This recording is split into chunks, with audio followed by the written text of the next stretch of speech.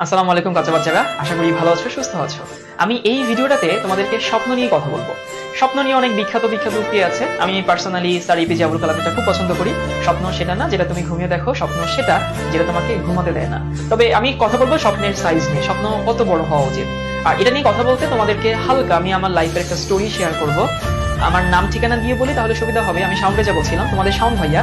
পড়াশোনা করেছি Notre Dame college থেকে, then Dhaka university genetic engineering and biotechnology department থেকে। তো দেখো, আমি যখন আমার কলেজের নামটা বললাম তোমরা অনেকেই কিন্তু চিনতে পেরেছো।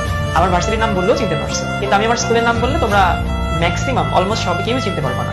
আমার স্কুল ছিল বাগেরহাট জেলার মোল্লাহাট থানার। আমার স্কুলের নাম কচুরি বাজার HSMM হাই স্কুল। যদি ওই এলাকার কেউ না হও তাহলে চেনার কথা না। এবং আমি এমন একজন স্টুডেন্ট ছিলাম যে এসএসসি পরীক্ষার পরে ঢাকা আসছে, এর আগে কোনোদিন ঢাকায় বেড়াতেও আসে নাই।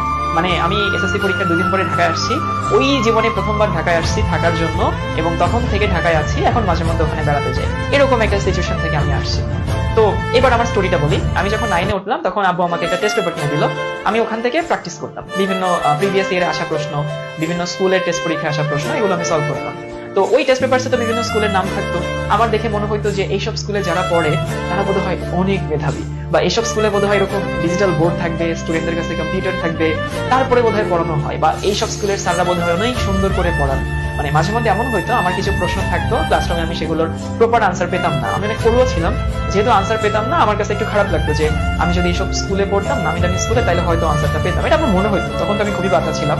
এবং এটাও মাঝে মধ্যে মনে হইতো যে স্কুল যেহেতু এত নামি দামি না, তাহলে আমি এমন একটা কলেজে পড়বো যে কলেজের নাম টেস্ট পেপারসে থাকে। মানে চিন্তা করে কিভাবে চিন্তা করতাম তখন। বা সেখানে আমি সারা দেশের অনেক মেধাবীদের সাথে ক্লাসরুম শেয়ার করবো, তাদের সাথে কমপ্লিট করবো। এই চিন্তা করাটা বা এই স্বপ্ন দেখাটা কিন্তু আমার জন্য সহজ ছিল না ভাইয়া। কেন সহজ ছিল না জানো? আমরা মানুষ কোন একটা কাজ করার আগে, কোন একটা পরিকল্পনা করার আগে একটু আমরা রিসার্চ করি যে এই পথে কে কে গেছে, এবং তারপরে দেখি যে কয়জন সফল হয়েছে।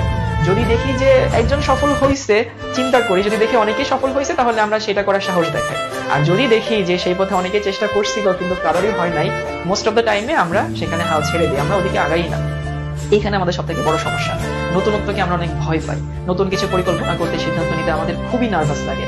তো আমার জন্য ওরকম একটা পরিস্থিতি ছিল যে আমি ওখান থেকে ঢাকায় আসবো, নটরডেম কলেজে পড়বো। আমার তো এরকম কোনো এক্সাম্পল নাই। সায়েন্স থেকে, আমার কলেজ থেকে অনেকে ট্রাই করছে কিন্তু কেউই আমার আগে চান্স পায়নি। ইভেন আমার বন্ধুরা মোটামুটি এরকম ঠিক হয়ে গেছিল, ওরা এসএসসি পরীক্ষার পরে খুলনায় পড়াশোনা করবে। আমার আত্মীয়স্বজন অনেকে বলছিল যে এত আগে থেকে ঢাকায় কেন পাঠাতে হবে, খুলনায় পড়ুক, একটু বড় হোক, ঢাকায় গেলে তো মুখে যাবে, কই না কই থাকবে, কি খাবে, আবার নটরডেমে পড়ে কি এমন হবে, চান্স পাবে কি পাবে না তার কোনো ঠিক ঠিকানা নাই। নটরডেম কলেজে গল্প এই জন্য বলছি কারণ আমি পড়ছি, আমি মেইনলি স্বপ্ন নিয়ে কথা বলছি। তো আমার জন্য আসলে সিদ্ধান্তটা সহজ ছিল না। তো আমি যখন ঢাকায়, মানে এসএসসি পরীক্ষার পরে ঢাকায় আসলাম, তারপর তো হ্যাঁ আমি নটরডেম কলেজে ভর্তি হয়েছি। তো আমি আসলে তোমাদেরকে এই কথাটা বলতে যাচ্ছি, আমার যে ভিডিওটা দেখছো, এমন হতে পারে তুমি একেবারে বান্দরবনের একটা পাহাড় থেকে আমার ভিডিওটা দেখছো, এমন হতে পারে তুমি পঞ্চগড়ের একটা অজপাড়াগা থেকে তুমি আমার ভিডিওটা দেখছো, বা তুমি ভোলার কোনো একটা দ্বীপ থেকে বা কোনো একটা চর থেকে আমার ভিডিও দেখছো। তো তুমি যেখানেই থাকো, আমার মতো অবস্থা তখন কিন্তু তোমার না। তুমি আমার থেকে অনেক বেশি ফ্রি, তুমি আমার থেকে অনেক বেশি অ্যাডভান্স। তোমার স্বপ্ন দেখাটা আমার থেকে অনেক সহজ। কেন সহজ?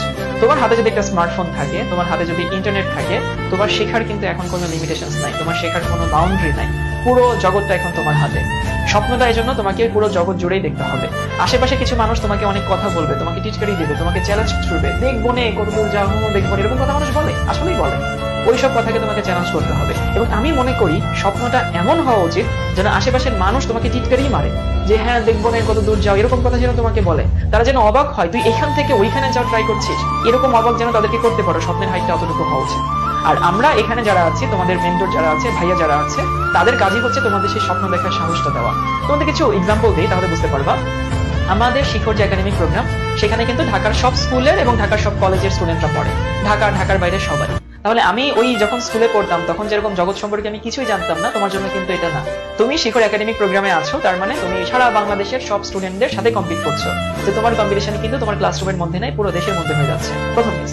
সেকেন্ড কেস, আমি আমার কথা বলি, আমি নটরডেমে পড়ছি, ডিউতে পড়ছি। তো আমি তোমাকে এই এক্সপিরিয়েন্স গুলো ক্লাসের মধ্যে শেয়ার করতে পারবো। তোমাদের আরিফ ভাইয়া খুলনা পাবলিক